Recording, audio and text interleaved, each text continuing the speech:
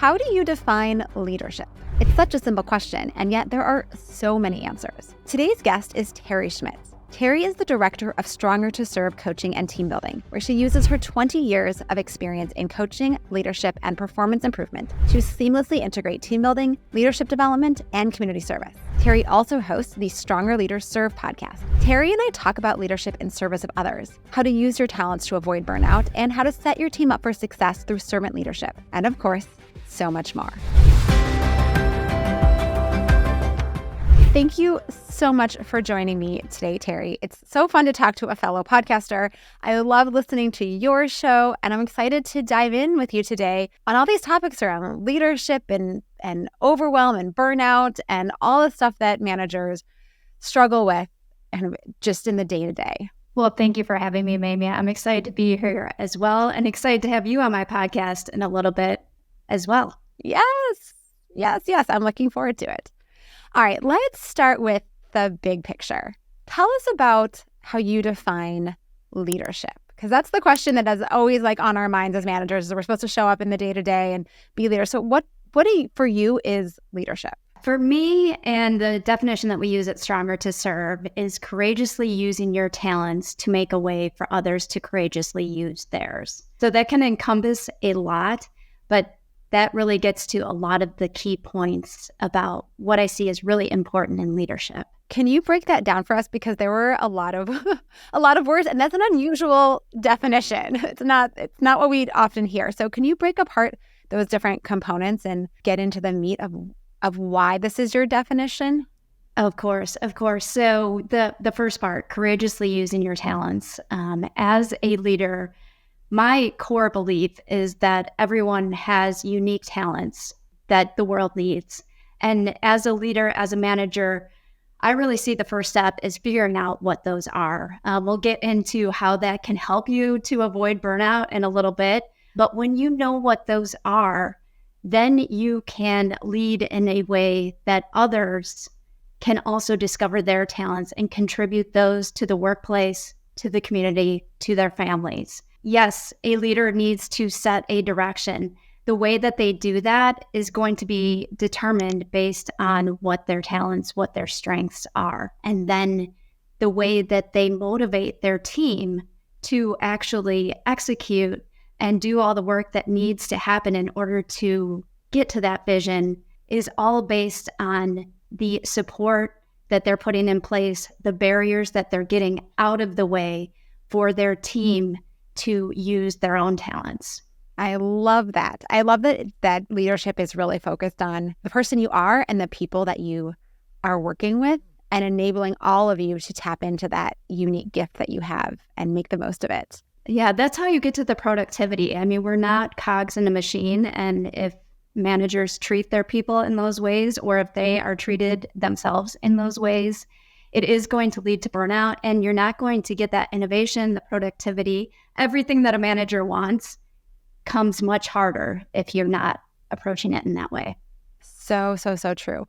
I wonder if you could give us some examples from yourself or your clients who have taken this kind of talent-first approach and kind of unlocking your strengths approach, and how that has either shifted the way that they show up, or just different examples of what those strengths or those talents might be. Because I'm imagining some folks are still thinking, that sounds lovely, but I'm not sure how to do that. Right, exactly. So sure, I was coaching a woman who actually started out as an analyst, didn't ever think she wanted to get into management or leadership, didn't think she had any desire, really liked to kind of be in the corner working with the data, figuring out what it was meaning. As she got some opportunities, even in that role, to lead others, she discovered that she really enjoyed developing other people. As she got more and more experience doing that, her confidence just blossomed. But then she got to a turning point in her career where she was kind of looking for other opportunities, whether it be in the organization or another organization. And there were some really great opportunities coming her way, but she saw that some of them didn't have any direct reports. She wouldn't have an opportunity to develop other people. And as she reflected more on her experiences in, the past several years about what really energized her and what, she just loved doing and couldn't get enough of, it was that development of other people. And that helped her to avoid some missteps in terms of selecting future positions, and helped her when she did advance to get to a place where she knew at least every day she would have one opportunity to exercise that talent, which then would give her energy. So even if she was having a really bad day because a bunch of other things were happening, she knew if she got at least 5 minutes to in some way exercise that talent, that she would feel a little bit better. That would be a bit of reprieve from the struggles of her day. Yeah, that makes a lot of sense. And I see now the connection that you're starting to draw between using your talents and the things that you love doing and avoiding burnout. Can you say more about how that mix works? I've heard it stated that our top talents are really kind of like batteries that we want to keep charged by having some opportunity in our day, in our week. And I've even had people who will write down their top talents and kind of plan out, compare their calendar to those top talents and say, okay, this is when I'm going to hit this one. This is when I'm going to have an opportunity to exercise this one. And what that does for them, again, like I mentioned with the other woman, it gives them a sense of reprieve, a sense to energize and kind of charge those batteries. And that does wonders for our well-being. It does wonders for our confidence, because those talents are something that naturally come easy to us and something that we can do with great excellence. And when you are doing something that you can do with excellence, with ease, that naturally energizes you and gives you confidence. Those are two pieces that can help a leader, a manager, to avoid burnout by using their talents. I've definitely experienced that myself.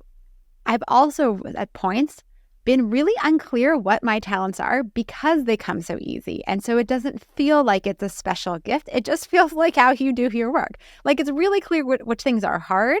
And sometimes it's kind of clear which things are easy. Do you have ways that you work with folks or things that people can do to help really identify what are my unique strengths and talents, and especially if they're not like the most obvious kinds of things that you've been praised for over the years? Well, we do utilize the Clifton Strengths Assessment as one starting point. And then beyond that, or if you choose not to use that or don't want to invest in that, we actually have a job aid that we take people through in terms of, here are some questions you can ask people around you to really get at, what do you think everyone comes to me for? And you can ask that to the people closest to you. You can also ask that to yourself, reflect over your calendar from the past and think, okay, where are people coming to me for advice and why are they coming? Those can be some clues to what your talents are. And then also, again, just doing the reflection and looking back, even over your day or maybe over a week, and thinking, okay, where did I feel really good this week and what was I doing?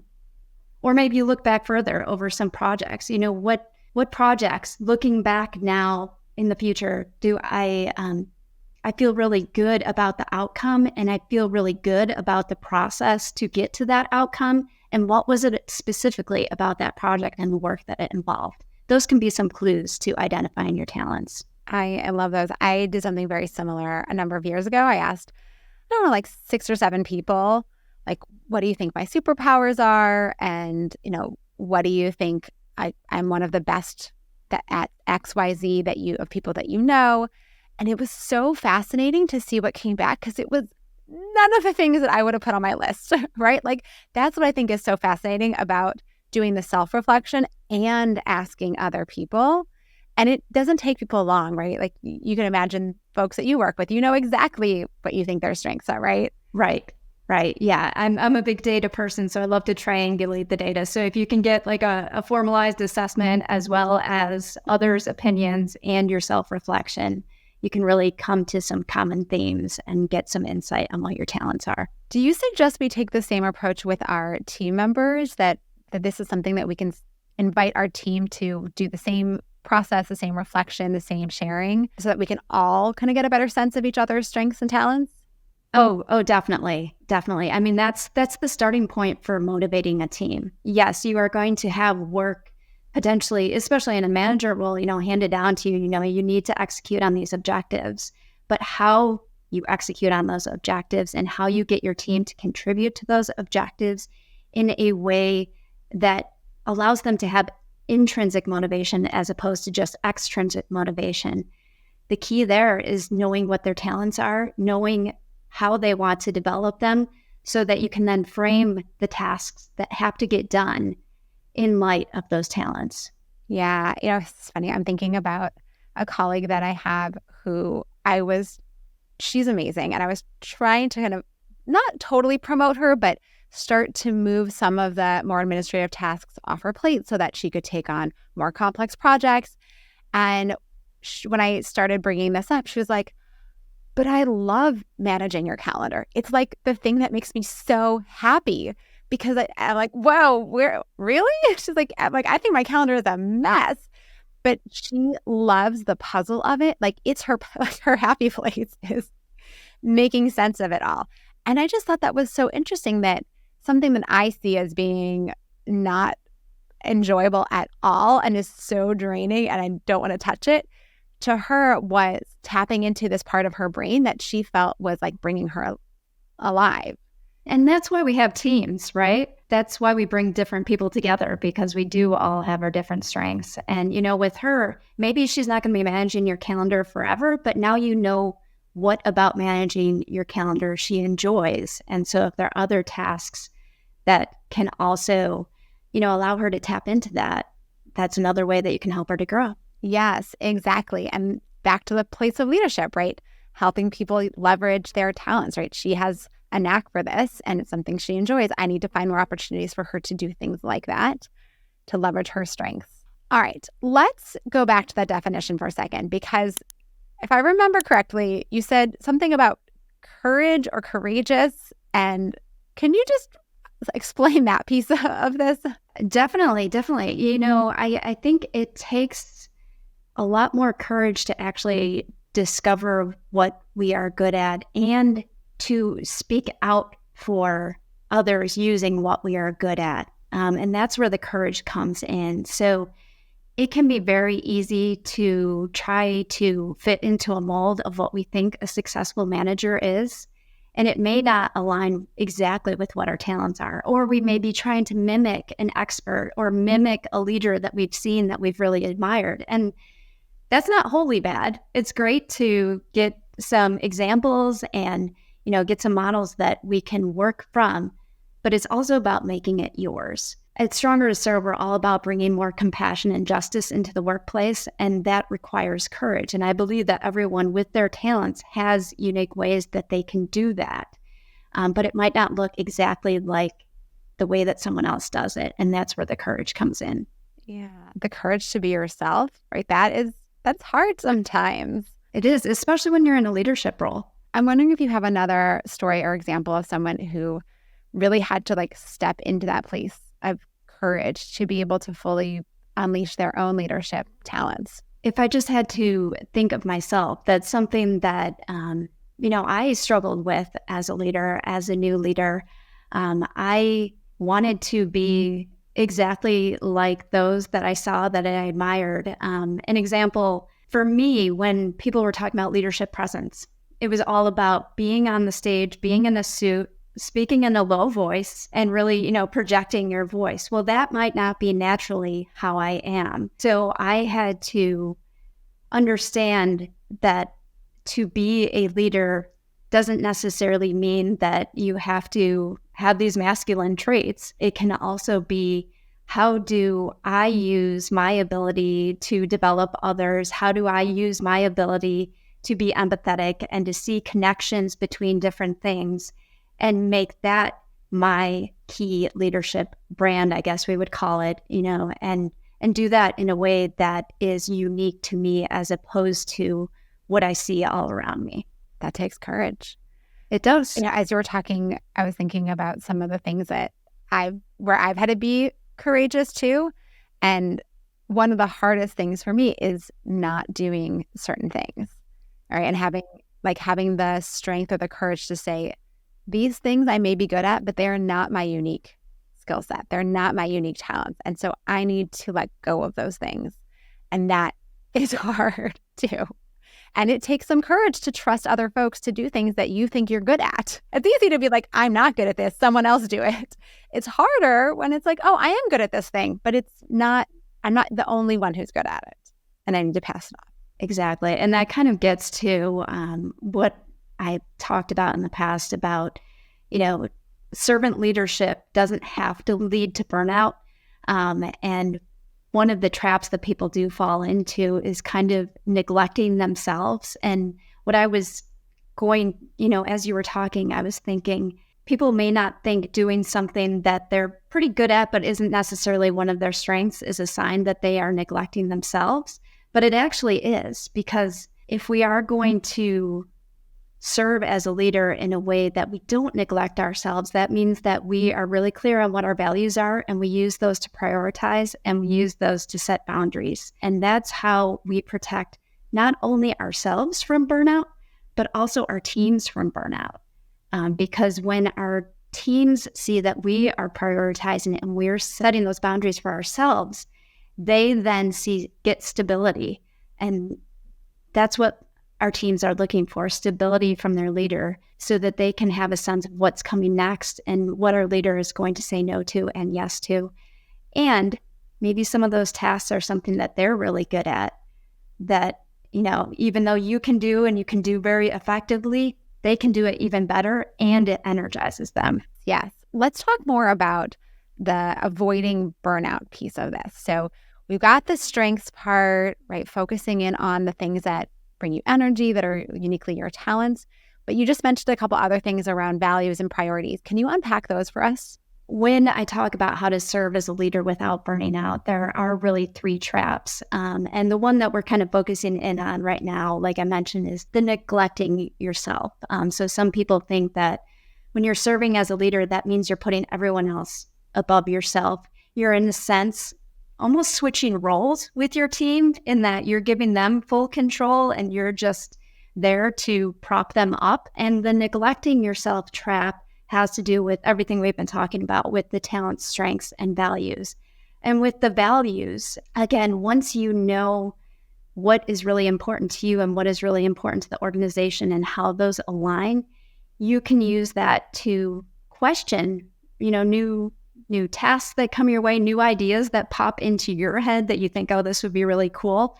If you use your values and you say, okay, that's not something that is going to support me becoming the person, me becoming the manager that I want to become, and our team becoming what we agreed to that we needed to become for the success of the organization. And you can use that to say no to those opportunities.